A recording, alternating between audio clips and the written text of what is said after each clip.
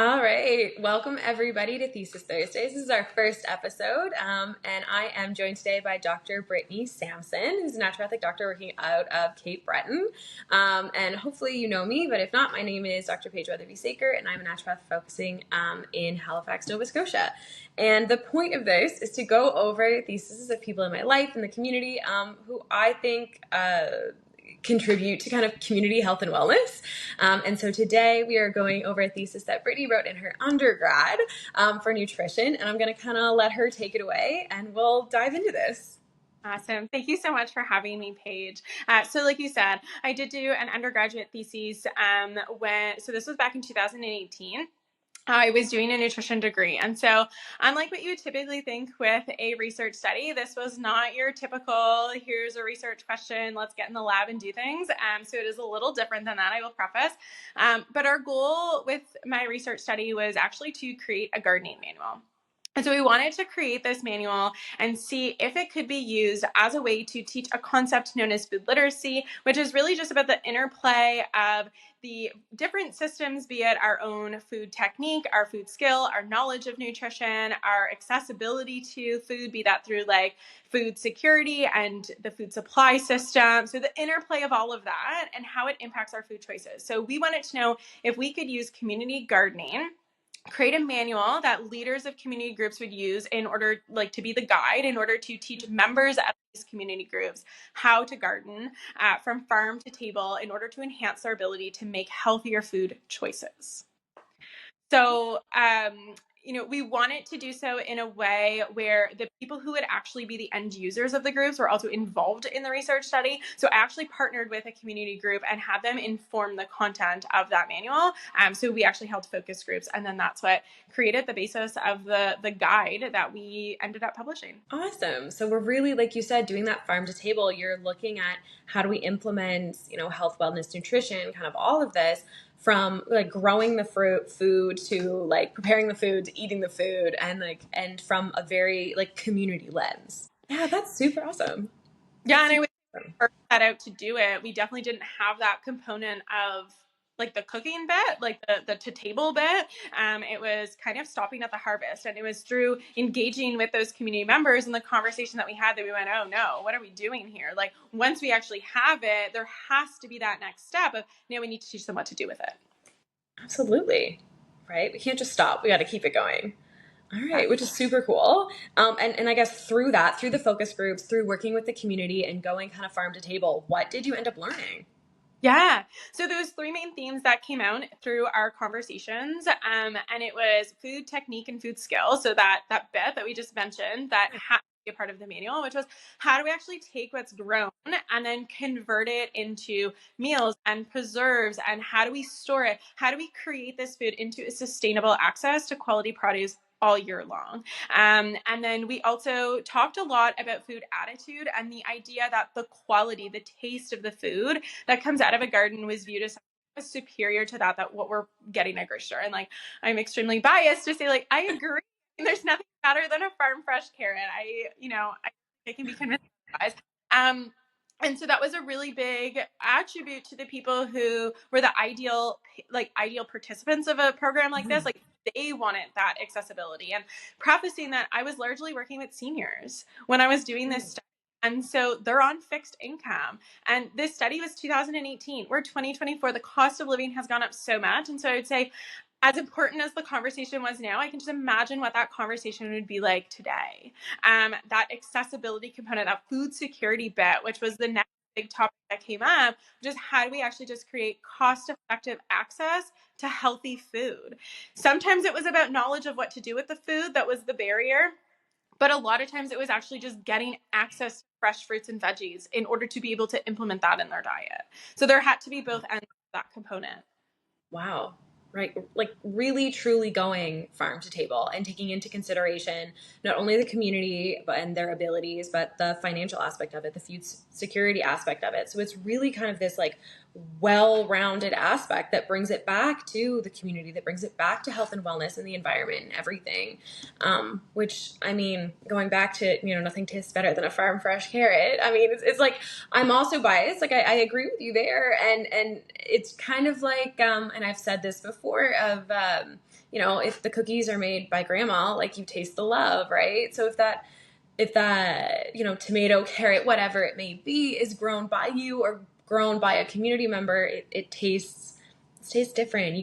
You taste that effort, and you taste the kind of love and everything that went into it. Absolutely. And while I was studying individuals who were, older adults, seniors within the community, one of the conversations that came up was about how if we did so in an intergenerational way, the idea of encouraging kids to try new foods. And I mean, let's just remove age from that, like encouraging people to try new foods, that if you're walking through the grocery store, maybe you saw zucchini, you wouldn't know what to do with it, you wouldn't buy it, you wouldn't try it. But if you had a community garden to go to where from seed, you tended to it, you watched it grow and flourish, the encouragement, the accomplishment that would be associated with that, to want to bring that into the kitchen, to want to even just try the food, let alone learn how to actually prepare it for yourself and your family. So yeah, there's that cooking made with love kind of feeling that you would get growing your own food and being able to put it on the table. So accomplishment, cost effectiveness, accessibility, better quality, the love that goes into, I mean, there has to be a component of that with nutrition. Yeah, the food's nourishing to our body from like a scientific, vitamin level of conversation, but then the mental health bit of the accomplishment and the joy that is being brought from eating those meals that has been made with food that you had a hand in growing. Oh, which is incredible. It truly is involving kind of all aspects of it, and engaging, kind of going back in time to, when we grew our own food and kind of all of this stuff, which is incredible to me. And, as all encompassing as your thesis is, and looking at kind of like all of these aspects, if you had like unlimited resources, where would you go with it? Yeah. So, I mean, now that there's a manual that has been created in terms of like the guide that would be used to teach, now it's like go out and actually implement it, right? And so finding the group or the groups that could actually go out and start to take those first steps to implement a program like this in a community. And I view implementing a program like this as a stepping stone to so many other initiatives that could come out of it. So like if I was dreaming really, really big when it comes time to implementing programs, implementing educational bits in a community with regards to health and wellness, it's changing the narrative. It's changing the conversations happening in those communities. So we are actually exposing ourselves to conversations that are uplifting with regards to health and wellness. We're changing the narratives. We're, as a community, showing that we're prioritizing health promoting behaviors, health promoting spaces, and how that can just be a trickle effect to other initiatives in a community, sure, but also just changing one-on-one health behaviors within a home, parents changing, and how that trickles to children, or how, one family the conversation with friends changes the landscape of what we're bringing to potlucks. It just, the effect of what that can do to an entire community, but it takes like hitting the domino. So it's where do we hit that domino and create that first step to just the entire landscape. We need to be biking more. We need to be eating fruits and vegetables more, but taking that first step to create that ripple effect in the community where the community is putting at the forefront, prioritizing health and wellness. Right. Oh, which is incredible, right? Because like you said, it's very much just this first step to other things. And if we're going to kind of take that other step and branch into all of these other aspects of health and wellness, and not only, like you said, within the home, but also in the community, and kind of promoting all of these wonderful things, like you said, it's bridging a gap between between maybe what once was and kind of what could be, and it's a big dream, but it's a great dream. It's a great dream. What once was and what could be. Being a kid, our parents, how many people were on bicycles and going around communities, and now cars, cars, cars, cars, cars. Can't go, don't have drive, get on a bike. Get on a bike and go. Right? Like all those aspects of healthy living and how we bring that back to community. And when one person starts to do it, the trickle effect of normalizing those types of behaviors so that other people start to do it as well. So that one person does it, that one person, and then you said the domino effect, and we're kind of impacting the community in that positive way.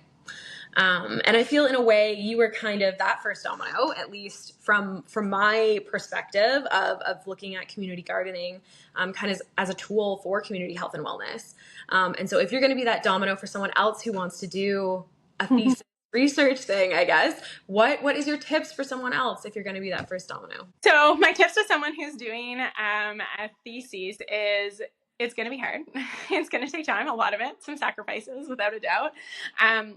So make sure that you're using and working with a topic that you're really passionate about. Like find something that really sets you on fire and let it run you wild. And if I'm being totally honest, when I decided to do a thesis, I was not passionate about this topic. I am not going to sit here and say that I of all green thumbs without a doubt. But when we were choosing our topics, our professor stood up and told us a little bit about what type of research world they work in. And the one that stuck out to me was she was talking about impacting community health. And so I knew I needed to work with her because of community health.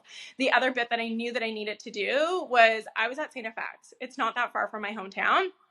So I knew that by engaging the public in a research study, I was engaging people from my home. I was going back and I was doing my research there with people that I care about. And so I bridged those two aspects of who it was and the idea of community. And so although gardening wasn't the passion was doing the research and finding innovative ways to improve the health of my community. And so I let that be the passion component to my project, and really is still something that fuels me today, is finding those innovative ways to improve the health community. I mean, I know that's your passion because I've had the honor of going to school with you and kind of working with you as we've both become NDs. And I can't speak more highly about like your passion for the community. And I think that, you hit the nail on the head with this thesis and kind of, what it can do for the community. And I know that you bring that to your practice every single day. So for those of you listening, if you are, truly inspired by Brittany's, community passion, I encourage you to go see her. She's in Cape Breton, Nova Scotia.